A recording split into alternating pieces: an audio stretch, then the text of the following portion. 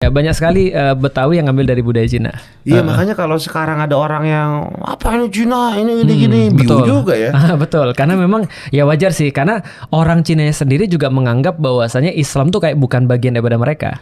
Ada juga seperti itu. Misalnya contoh nenekku misalnya, ketika dia mulai ngelihat nih Felix Xiao nih udah keluar daripada agama lamanya nih, kan dulu nenekku Buddha, bapak ibuku lahir dalam keadaan Buddha. Lalu terus kemudian mereka jadi Katolik. Nah, aku pun karena lahir Katolik ya berarti aku agama Katolik. Nah, ketika aku sudah mulai kayak sudah nggak serak dengan agama lamaku, nenekku bilang, "Lik, kamu boleh masuk agama apa aja asal dengan Islam."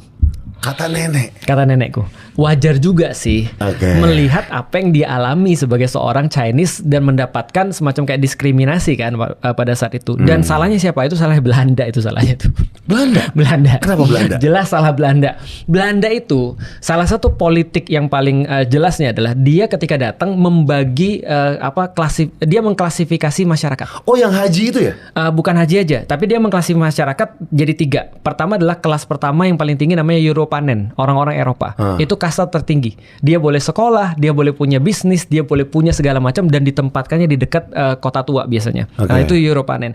Nah, lapisan kedua namanya Vreemde Oosterlingen, orang-orang timur. Nah, Vreemde Oosterlingen siapa? Arab, India, Cina.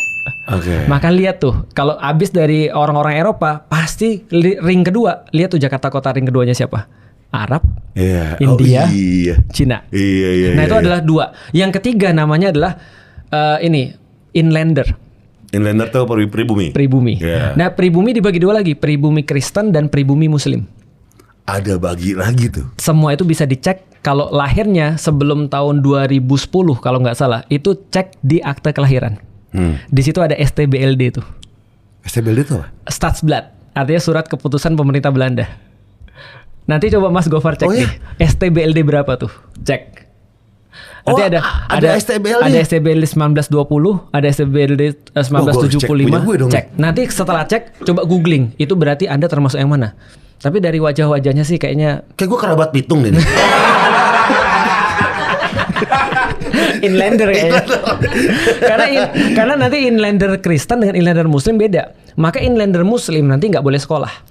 Inlander Kristen masih bisa dapat beberapa akses.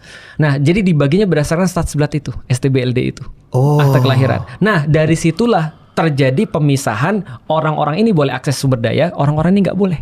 Orang-orang ini misalnya boleh ke sini, orang ini nggak boleh. Ya inlander pribumi ya irilah. Betul. Ini negeri kami, ini tanah kami, kok malah jadi kamu yang jadi nyuruh-nyuruh kami jadi kacungnya. Ya wajar lah kalau misalnya terjadi semacam kayak kebencian antar etnis gitu kan ya. Berarti Belanda memang ada sengaja untuk kayak gitu kali Tata? Ada. Mereka memang sengaja menjadikan Vreemde Oosterlingen sebagai benteng untuk ketika ada konflik sosial maka tidak langsung ke Belanda, tapi kepada orang-orang Vreemde Oosterlingen ini.